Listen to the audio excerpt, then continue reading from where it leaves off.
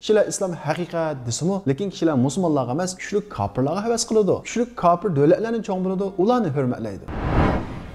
Agar shularning aqliga uyg'un emasdek ko'rilgan islom hozirning o'zida Amerikadan kelgan bo'lsa, Amerika uni tashviq qilgan bo'lsa, bu yoki dunyodagi kuchli bir davlat tarafidan tashviq qilingan bo'lsa, ular islomni shaksiz qabul qilgan bo'ladi. Demek Allah işinishini xolamagan, kufrlikni tanlagan odam qanchalik mo'jizalar bo'lib ketsin, qanchalik Allohning ogohlantirishi signallari bo'lib ketsin, bu degan tabiat hodisa, unda bo'lgandan keyin bundoq bo'lgan deb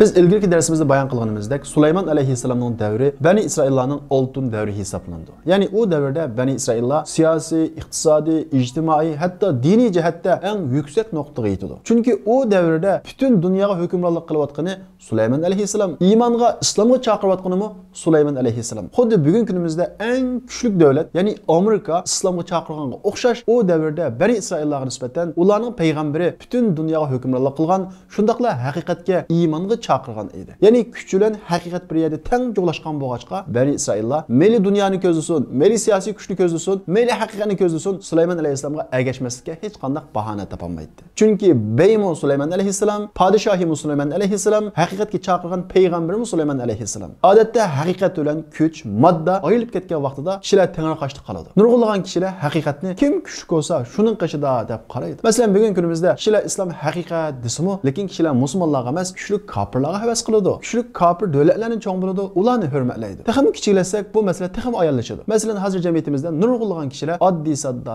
taqvo, namrat bir odamni emas, fosiq bo'lsa-mu, boyni cho'ng bo'ladi, uni hurmatlaydi. Bugun kunimizda islomdagi insonning tabiatiga uyg'un bo'lgan bir dinga kishilarning gumoniy nazar bilan qarashi ching yepishmasligining sababi dal bugun kunimizda islomning moddiy jihatda ojizlashib qolganligi. Kishilar ko'ziga moddiy ko'zoynakni taqib olgan bo'lg'achqa, islomda ular ko'rgan, ular cho'ng bo'lgan modda kuch bo'lmag'achqa, islomga gumoniy nazar bilan qaraydi. Islomdagi ba'zi hukmlar ig'ir keladi, hatto islomning ba'zi hukmlari xuddi aqlga, reallikqa uyg'un emasdek bilinadi. Agar shularning aqliga uyg'un emasdek ko'rilgan islom hozirning o'zida Amerikadan kelgan bo'lsa, Amerika uni tashviq qilgan bo'lsa, bu yoki dunyodagi kuchli bir davlat tarafidan tashviq qilingan bo'lsa, ular islomni shaksiz qabul qilgan bo'ladi. Uningdagi hukmlar ig'ir kelmagan bo'ladi. Aqliga uyg'un bo'lmagan masalalarda ular yaxshi biladi deb taslim bo'lgan bo'ladi. Chunki nurg'ulg'an kishilar g'arb tarafdan va yoki kuchli davlatlardan kelgan har qanday bir ishni insonning aqliga uyg'un bo'lmasa-mu, uni qabul qilishadi. Masalan, hamjinslar insonning tabiatiga uyg'un bo'lmagan odam anglasimi saskindigan shundaq bir ish bugun kunimizda g'arb dunyosidan kelgan bo'lg'achqa, nurg'ulg'an kishilar saskinmaydi,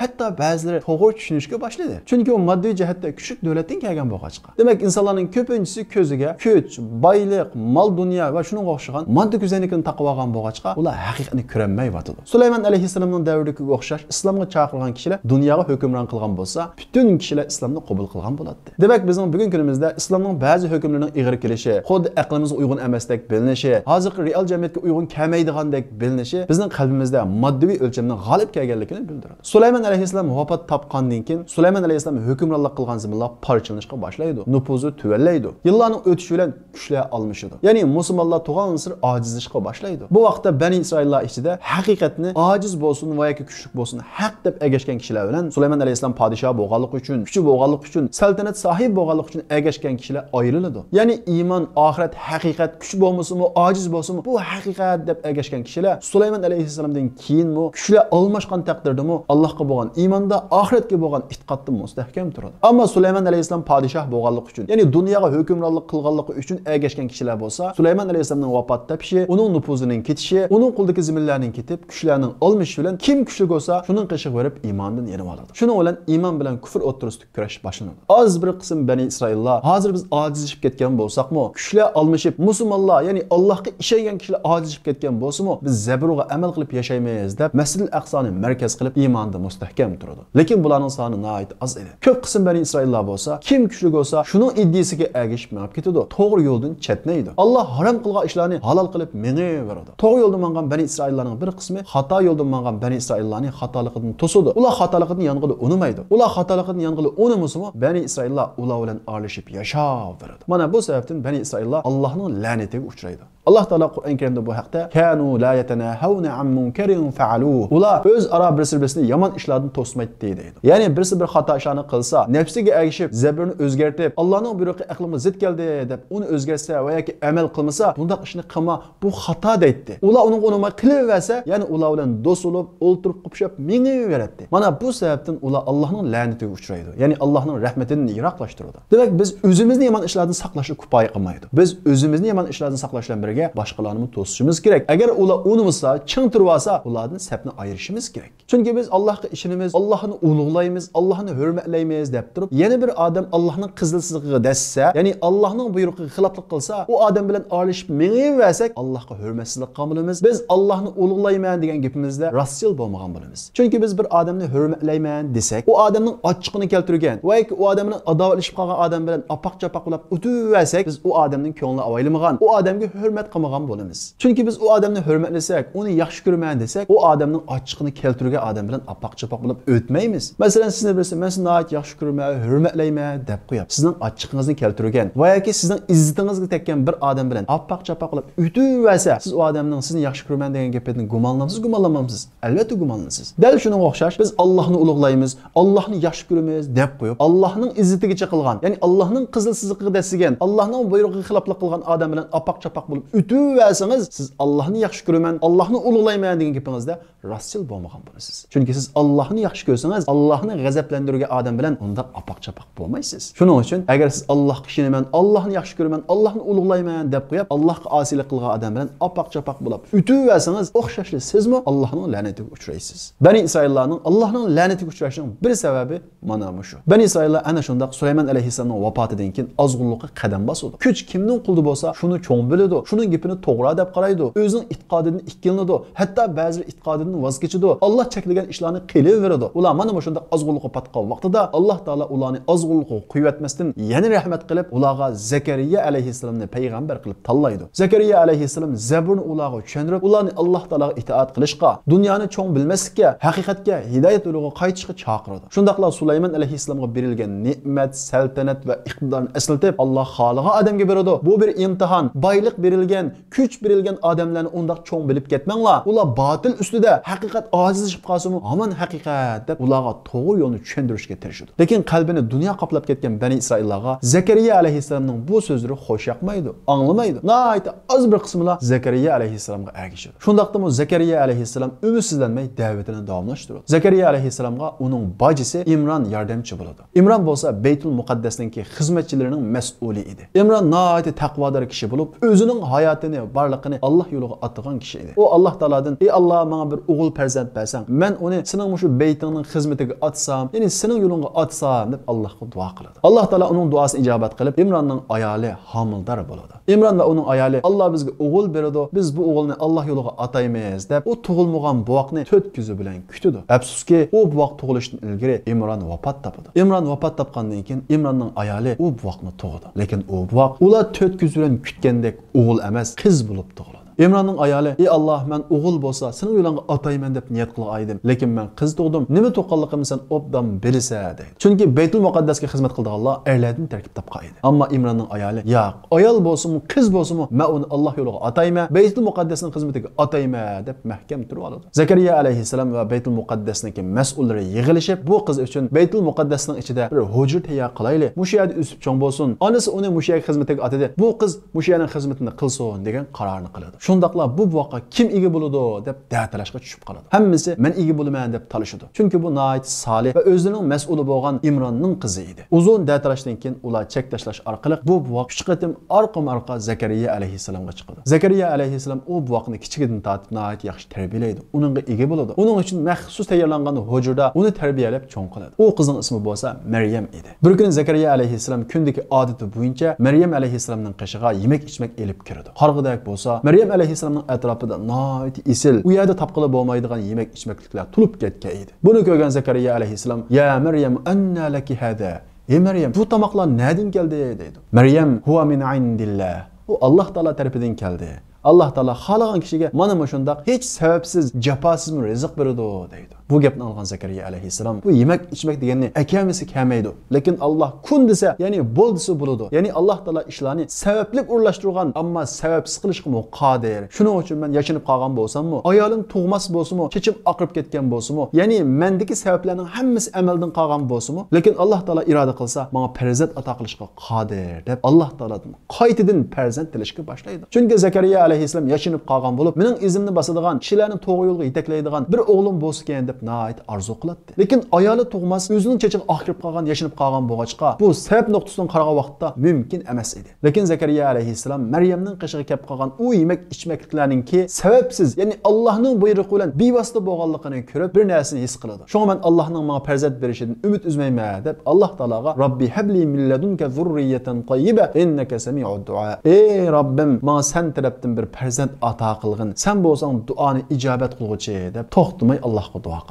Demak, dunyodagi ishlarning hammasi sababga bog'langan. Sut kalidan chiqadi, tuxum tuxudan chiqadi, hasal harisdan chiqadi, farzand ota-onaningga birga kelishidan chiqadi. Demak, hamma ish mana shunday sabab bilan bo'ladi. Lekin Alloh taolo bu sababni bizni imtihon qilish uchun qo'yadi. Agar Alloh xolisa sababsiz yaratishga, sababsiz maydonga keltirishga qodir. Lekin biz inson bo'lish sifatimizdan bizning talab qilindigini sabab qilish. Hargizmi o sababni amaldan qoldirib, Alloh taolo sen qilpa deb o'ltirib emas. Lekin bizning qo'limizdan keladigan sabablar tugagan vaqtda umidsizlikka tushib bo'lmaydi. Allohning sababsiz ishlarni vujudga chiqarganligimizni esimiz kelib, har vaqt, ya'ni qo'limizda sabab qolmagan vaqtimi Allohdan umid etmasligimiz kerak. Xuddi Zakariya alayhissalom yashinib qolgan, ayoli tug'mas, ya'ni sabab yo'q, bu shundaq bo'lsa-mu, Allohdan umid uzmay duoni davomlashtirganga o'xshash hozirgi bizning vaziyatimizda sabab nuqtasidan o zolimlarni yo'qotmaymiz. Va undan boshqa nurg'unlagan ishlarda sabab nuqtasidan biz ojiz kelamiz. Shundaq bo'lsak-mu, Alloh taolo qilgan duoyimizni hargiz to'xtatmasligimiz kerak. Chunki Alloh taolo sababsiz ishlarni vujudga chiqarishga qodir. Zakariya alayhissalom Allohdan umidini uzmay, ana shundaq duoni to'xtatmay qilgandan keyin Alloh taolo Zakariya alayhissalomga vahiy qilib, "Fanadatul malaikatu va huwa qa'im yusalli fil mihrab." Zakariya alayhissalom mihrabdagi vaqtida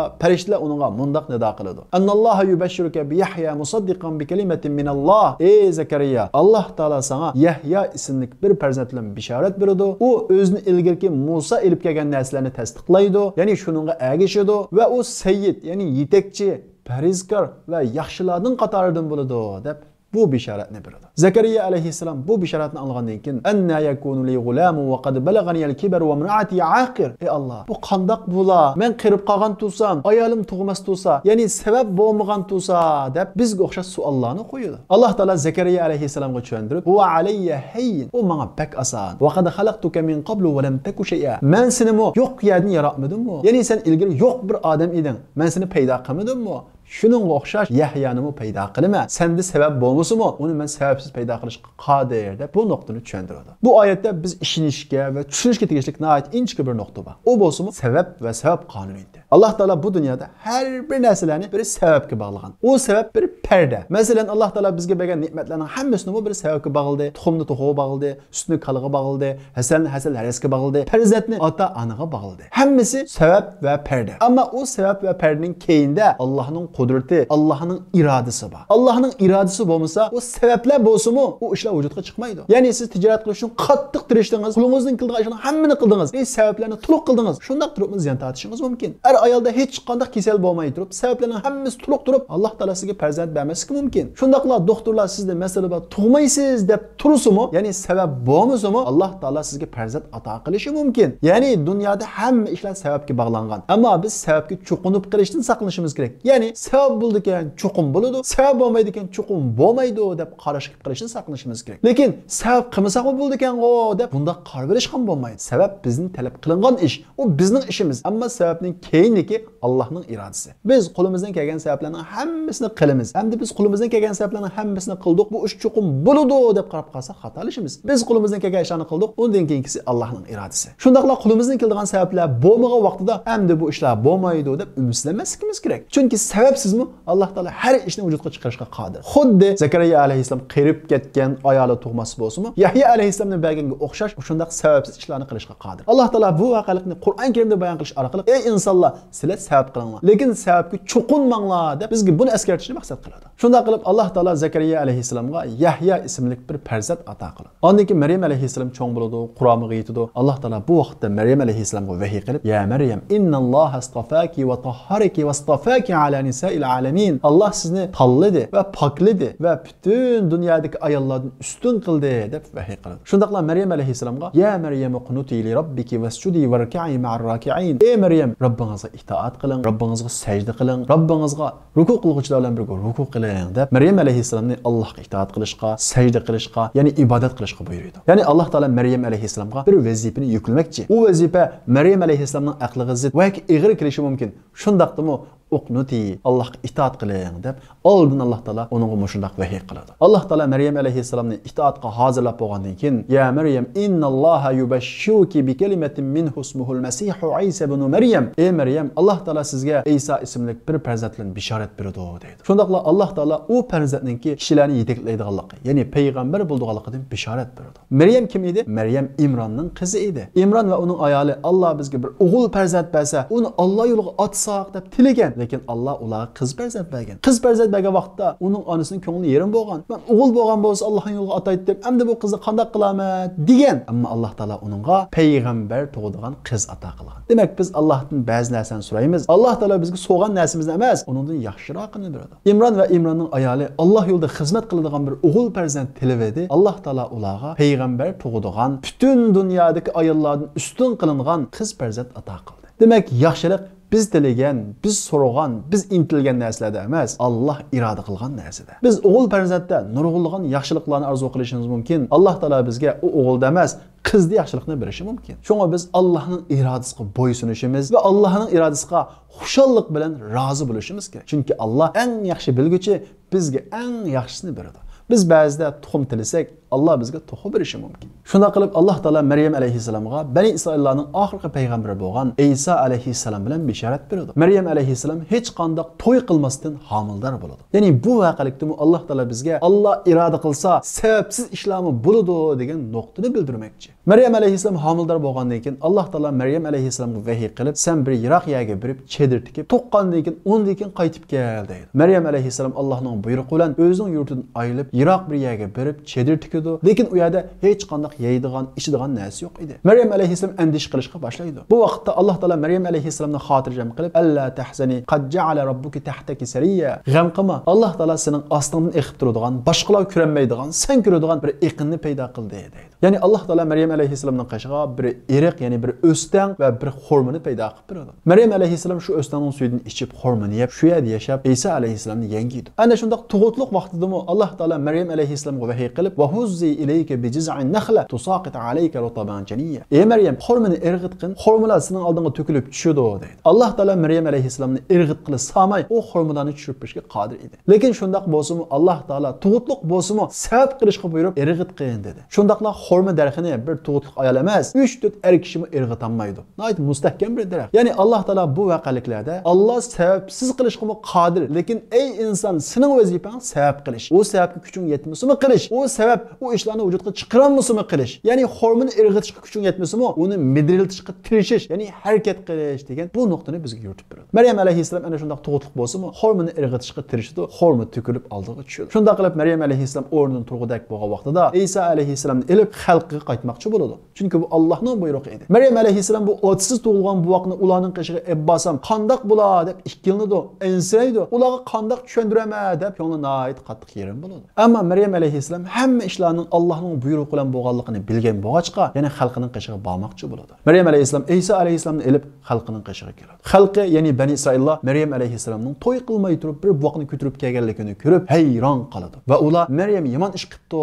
deb qo'llariga chalma kesak elishadi. Bu vaqtda Maryam alayhissalom Allohning vahiy qilishi bilan bu ishning tafsilotini bilmoqchi bo'lsanglar, bu vaqtdan so'ranglar deydi. Bani Isroillar bu buvoq qandoqmi gap qila olsin deydi. Bu vaqtda buvoq Isa alayhissalom inni Abdullah ataniyal kitabu va ja'alani nabiyyan va ja'alani mubarakan aynama kunt. Men bo'lsam Allohning bandisi. Alloh taolo menga kitobni berdi. Ya'ni kitobni berdi, men payg'ambar bo'laman va shundaqla meni barakatli qildi deb bu gapni qiladi. Ya'ni Isa alayhissalom buvoq holatida gap qilgan bir qancha buvoqning birisi edi. Bu mo'jizani ko'rgan Bani Isroillar 3 turga bo'linadi. Birisi Meryem buni Allohning mo'jizasi bilan tug'ibdi. Bu Allohning payg'ambari ekan deb iymonda to'g'ri yo'lda mustahkam turdi. Yana bir turligi bo'lsa, otasi tug'ilibdi. Bu undaqda Allohning bolasi ekan deb Isa alayhissalomni Allohning bolasi deb qaraydi. Yana bir turligi bo'lsa, bular ko'p sonliqni egallaydi. Meryem yomon ish qilibdi. Bu sehr orqali shu boqni gap qildiryotdi. Bu yomon ish qilibdi. Buni o'ltirib o'tishimiz kerak deb mahkam turib oladi. Zakariya alayhissalom o'tirg'i tushib, unda qamanglar. Bu Allohning mo'jizasi. Bu buvoq mendan keyin payg'ambar bo'ladigan buvoq shu. Buningga hargiz ikkilanmanglar deb shunchalik tushuntirsimi, lekin ko'p sonliq Bani Isroillar bu qandoqmi mumkin bo'lsin? Bu otsiz qandoqmi bola tug'ilsin? Bu yomon ish qilibdi deb buni mahkam turib oladi. Hatto Zakariya alayhissalomga tuhmat qiladi. Nima uchun Bani Isroillarning ko'p sonliqi xatolashib Maryam onamizni yomon ish qilibdi deb turib oldi? Chunki ular sababga cho'qingan. Sabab bo'lmasa aslo buvoq bo'lmaydi. Ya'ni otsiz buvoq aslo dunyoga kelmaydi. Bu aqlga uyg'un emas deb aqlni oldida qo'yib olgan. Ya'ni sababga cho'qinib olgan. Sababga cho'qinib olgan bo'lg'achqa ana shundoq mo'jiza. Ya'ni bu vaqt gap qilsa-mu, ularni qoyil qilmagan. Demak, sababga cho'qinib olish insonni mana shundoq ozg'unlik ilib boradi. Balki bugungi kunimizdagi eng cho'ng butlarning birisi mana shu sababga cho'qinib olish bo'lishi mumkin. Ya'ni men aqlliq bo'lganligim uchun imtihondan o'tdim. U o'sha zirak bo'lganlik uchun yuqori nomer oldi. Men tirishqanligim uchun pul topdim degan bu gaplarning hammasi ana shu bizning sababga cho'qinganligimizni ko'rsatadi. Bani Isroillarning ko'p sonliqi mana shundoq sababga cho'qingan bo'lg'achqa, uchuq mo'jizani ko'rolmay Zakariya alayhissalomga qarshi chiqdi. Oxir ular Zakariya alayhissalomning kallasini uzib o'ldirib o'tdi. Ya'ni Bani Isroillar mana shundoq ozg'unlik bilan tunji qatim o'zining payg'ambarini o'zining quli bilan o'ldirib o'tdi. Zakariya alayhissalom shahid qilingandan keyin panochisiz qolgan Maryam alayhissalom bu vaqt Isa alayhissalomni elib Misrga qochib ketdi. Oradan bir qancha yil o'tdi. Bani Isroillar ana shundoq ozg'unlikda yashaydi. Zakariya alayhissalomning o'g'li Yahya alayhissalom cho'ng bo'ldi. Alloh taolo uningga vahiy qilib Bani Isroillarga ishlarning haqiqatini tushuntirishga buyurdi. Yahya alayhissalom Bani Isroillarga ishlarning haqiqatini tushuntirishga boshlaydi. Bani Isroillar birlab ikkilab o'zining xato qilganligini tunishqa Yahya alayhissalomning atrofiga to'plashishga boshlaydi. Buni ko'rgan shu davrdagi zolim podshoh Yahya alayhissalomni o'ziga tahdid deb qaraydi. Chunki u davrdagi zolim podshoh ozg'un Bani Isroil edi. Mana bu sababdan bu zolim podshoh Yahya alayhissalomni tutib akilib beshidan har deb ikki poch qilib o'ldirdi. Demak, Bani Isroillar ikkinchi payg'ambarni mana shunday vahshiy usuldan o'ldirdi. Maryam alayhissalom Misrda 30 yil turib, Isa alayhissalom 30 yoshga kirgan vaqtida Alloh taolo uningga payg'ambarlik vazifasini haqiqiy yuklab, u ozg'un xalqi bo'lgan Bani Isroillarni to'g'ri yo'lga chaqirish vazifasini yuklaydi. Isa alayhissalom payg'ambarlik vazifasini ado qilish uchun Maryam alayhissalom bilan birlikda Falastinga, ya'ni Baytul Muqaddasga qaytdi va o'zining Maryam tuqqan Isa ekanligi, Allohning payg'ambari ekanligini aytdi. Bani Isroillar, "Sening payg'ambar ekanligingga qandoq ishonamiz? Qandoq mo'jizang bor? Chunki mo'jizasiz payg'ambar kelmaydi" dedi. Isa alayhissalom, "Anni qad ji'tukum bi ayatin min robbikum, anni akhluqu lakum min at-tin ka hay'ati at-tayr fa'anfukhu fihi fayakunu tayran bi iznillah." Mening Robbim tarafidan kelgan mo'jizam shuki, men laydan bir qushni yasayman, ondan keyin uningga bir puvlayman, u rasmiy jonli qushga aylanadi dedi. Va buni amaliy qilib ko'rsatdi. Va uningdan boshqa Bani Isroillar ichida nihoyat ko'p tarqagan oq kasalni saqayta olayman, tug'imi ko'rni saqayta olayman, gasni saqayta olayman deb Alloh bergan mo'jizalarning hammasi ularga so'zlaydi va amaliy ko'rsatdi. U davrda doktorlik, ya'ni boshqalarni davolab saqaytish nihoyat avj og'a edi. Shuning uchun Alloh taolo Isa alayhissalomga ana shunday doktorlikdan, doktorlarni ojiz qiladigan mo'jizalarni bergan. Bani Isroillar Isa alayhissalomning bu mo'jizalarini ko'rgandan keyin nurg'unlari Isa haqiqiy payg'ambar ekan deb Isa alayhissalomga iymon etdi. Bular Isa alayhissalomning atrofiga to'plashganlik uchun Nasaralar, ya'ni Isa alayhissalomning yordamchilari deb ataladi. Ammo yana bir qism bo'lsa, bu degan sehr deb ishongil unamaydi. Demak, Allohga ishonishni xohlamagan, kufrlikni tanlagan odam qanchalik mo'jizalar bo'lib ketsin, ya'ni Allohga qaytmaydi. Qanchalik Allohning ogohlantirishi, signallari bo'lib ketsin, bu degan tabiat hodisi, unda bo'lgandan mundaq bo'lgan deb Allohning mo'jizasini ko'rgili unamaydi. Isa alayhissalomga ishongan kishilar uchun 12 nafar kishi ruhiy jihatda o'zini qattiq tarbiyalab, Isa alayhissalomning xizmatiga, ya'ni iymon davosiga o'zini ataydi. Ular Isa alayhissalomningki havariyullari deb ataladi. Isa alayhissalomga ishonmagan Bani Isroillar bo'lsa, Yaqub alayhissalomning bir o'g'lining ismiga nisbat berilib Yahuda deb ataladi. Bugungi kunimizdagi Yahudiylarmi ana shu Isa alayhissalomning payg'ambarligiga ishonmagan Bani Isroillarning avlodlari. Shunda qilib Isa alayhissalomning payg'ambarligini e'tirof qilgan, uningga ergashgan, uningga ishongan Bani Isroillar bilan uning payg'ambarligiga ishonmagan, uning mo'jizasini sehr deb qaragan Bani Isroillar o'rtasida kurash boshlanadi. Isa alayhissalom bo'lsa da'vatini davomlashtiradi. Isa alayhissalomning atrofiga kishilar to'planishga boshlaydi. Ozg'un Bani İsraillar İsa aleyhisselamni xuddi Zakariya, Yahya aleyhisselamni o'ltirgandek o'ltirib o'tish suiqasdi yapılallaydı. İsa aleyhisselam bunu bayqab qilib o'zini daldığa aladı. İsa aleyhisselamga ishongan Bani İsraillardan birisi xiyonat qilib İsa aleyhisselamning o'rnini deb qo'ydi. Lekin Alloh taolo o'zining Bani İsraillarga avatgan bu oxirgi payg'ambarni saqlab qolish maqsadida u İsa aleyhisselamning o'rnini deb qo'ygan kishini İsa aleyhisselamning surtiga kirgizib qo'ydi. Ya'ni İsa aleyhisselamga o'xshatib qo'ydi. Bani İsraillar u odamni İsa aleyhisselam deb tutdi va uni krisga mixlab vahshiylarcha o'ldirdi. Ular o'zlaricha İsa'ni o'ldirdik deydi. Lekin Alloh taolo Qur'on Karimda "Va ma qataluhu va ma asqalabu" ular İsa'ni o'ldirmadi, uni krisga mixlamadi, walakin shubbiha lahum. Lekin ularga o'xshatib berildi. Ya'ni boshqa bir odam İsa'ga o'xshatib berildi. Bar rafa'ahu Allohu ilayh. Alloh İsa'ni o'z tarafga ko'tirib chiqib ketdi deydi. Ya'ni İsa aleyhisselamni Alloh taolo osmonga elib chiqib keldi. Payg'ambarimiz Muhammad aleyhisselam İsa aleyhisselamning zamoni oxiri bo'lgan vaqtda qiyomatning cho'ng alomatlari qatorida osmondan tushadiganligini ishonchli hadislarda bizga xabar beradi. Shunga biz ahli sunnat musulmonlari İsa aleyhisselamning osmonga chiqib ketgan va zamon oxiri bo'lgan vaqtida qaytib keladi deb ishonamiz. Shunda qilib Bani İsraillarga avatilgan oxirgi payg'ambar İsa aleyhisselam ularning orasidan ko'tarildi. Alloh taolo Bani İsraillarga rahmat qilib, toki Yusuf aleyhisselamdan keyindan boshlab ularga har davrda payg'ambar avatsimi, ularning ba'zilari cho'ngchilik qilish, ba'zilari nafslariga to'g'ri kelmaganlik uchun Allohning so'zini o'zgartirish, ba'zilari Alloh taolo ularni ana shunday zulmdan qutuldirgandan keyin erkin dunyoga chiqqandan keyin har xil gaplar bilan dindan yenib olganga o'xshash, ba'zilari Alloh taolo ularni ana shunday fir'avnning zulmidan qutuldirib erkin dunyoga elib chiqsa, erkin dunyoga chiqqandan keyin har xil gap so'zlar bilan Allohga hurmatsizlik qildigan, adabsizlik qildigan qiliqlari va hattoki o'zining orasidagi payg'ambarni o'z qo'li bilan vahshiylarcha o'ltirganligi sababli Alloh taolo Bani İsraillarga qiyomatgachilik xorliq tamg'asini besib o'tdi. Alloh taolo Qur'on Karimda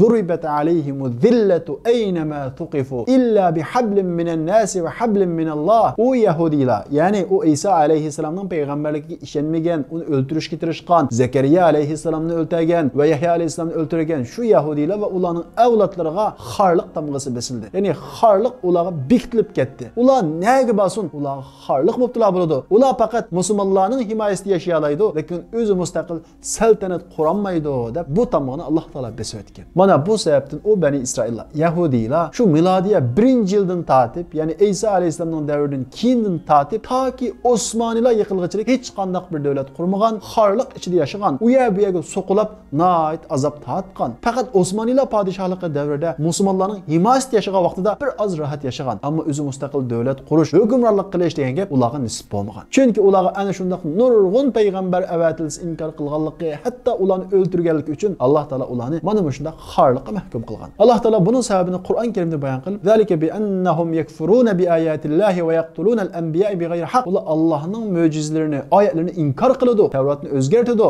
Ana shunday ochiq mo'jizalarni inkor qiladi. Ular o'zlarining payg'ambarini o'ldirdi. "Zalika bima asaw va kanu ya'tadun." Ular Allohga osiylik qilganligi, Allohning chek-chegaralaridan chiqqanligi uchun ularga xorliq bekitilib ketdi deb Qur'on Karimda buningdan xabar bergan. Shundaqla bu oyatning davomida "Laysu sawa." Albatta ularning hammasi o'xshash emas. Ya'ni ularning ichida Allohning oyatiga ishonganlarim bor. Xuddi payg'ambarimiz Muhammad alayhisolamning davrida Qur'on tushgan vaqtda Qur'onga iymon etgan yahudilarga o'xshash. Ammo u kufrlikda ching turib olganlarimi bor. Ana shu kufrlikda ching turib olganlarga Alloh taolo Qur'on Karim degandek xorliq mahkum bo'ladi. Bugun kunimizda zionistlar bo'lsa, Qur'on Karimda ularga xorliq bekitib o'tilgan yahudilar shu. Endi bugun kunimizda ular Isroil deb bir davlatni qurg'ili oz qoldi. Ular xorliqdan qutulg'ili qopdi deb o'ylashimiz mumkin. Bugun kunimizdagi ularning kuchi va yoki qurmoqchi bo'lgan davlatga qarab hargiz aldanmaydi. Qur'onning hukmi bilan u yahudilarga, u zionistlarga qiyomatgachilik xorliq chuqum bo'ladi. Nega bo'lsin xorliq bo'ladi. Faqat ular musulmonlarning himoyasida yashagan vaqtida xotirjam yashay oladi. Unda bo'lmaydi ekan, ular xorliq mahkum bo'ladi. Ularning qurmoqchi bo'lgan davlati aslo va aslo uzunga bormaydi. Bugun kunimizdagi dunyodagi butun yomonliklar, urush hammasining keyinda ana shu zionist yahudilar bor. Hatto bizga zulm qilayotgan zolim Xitoylarningki iqtisodiy jihatda, istixborot jihatda eng chong hamkorlashuvchisi ana shu zionist yahudilar. Bugun kunimizdagi inson tabiatiga uyg'un bo'lmagan u hamjinslarning keyin turib, ularni tashkil qilayotgan lobbilarmi Yahudilar. Jazoni va uzumni dunyoga taqat qilganmi ana shu yahudilar. Shuning uchun yahudilarningki birasininki Uyg'urlar haqida qilgan gaplari qarab, "Voy yahudilar undaq emas ekan. Bu Qur'onda Xitoyning gapini qilmay, davomli yahudining gapini qildi ekan" deb bunda o'ylab qolmaylik. Bu bir tarixiy kelgan bir masala. Bugun kundagi dunyodagi butun yomonliklar, mayli Xitoy bo'lsin, butun zulmlarning keyinda u zionist yahudilarning qo'li borligi tarixdan, hozirgi dunyodan tushunchisi odamga sir emas. Shunda qilib Bani İsraillarning daftari mush yerda yopiladi. Uningdan 4 asrdan keyin Alloh taolo payg'ambarni İbrahim alayhissalomning ikki o'g'lining biri bo'lgan Ishoqning avlodidan emas, ya'ni Bani Isroillardan emas, yana bir o'g'li bo'lgan İsmoil alayhissalomning avlodidan chiqarishni iroda qiladi. Bu sababdan dada tarafdan İsmoil alayhissalomga tutishadigan Makkada yashaydigan payg'ambarimiz Muhammad alayhissalomni payg'ambar qilib tanlaydi. Ya'ni İsa alayhissalomdan 5 asr keyin bizning payg'ambarimiz Muhammad alayhissalomni Alloh taolo butun insoniyatga qiyomatgacha payg'ambar qilib tanlaydi. Payg'ambarimiz Muhammad alayhissalomning payg'ambarligiga ba'zi Yahudilarni imo etadi, ba'zi Nasronlarni imo etadi. Chunki İsa alayhissalomga tushirilgan Injilda bizning payg'ambarimiz Muhammad alayhissalomning keldiganligi va uning ismi Ahmad sifatida bayon qilinadi. Bu sababdan ba'zi Xristian va Yahudilar payg'ambarlikning davomi bo'lgan payg'ambarimiz Muhammad alayhissalomga iymon etadi va musulmon bo'ladi. Undan boshlab musulmonlar davri boshlanadi.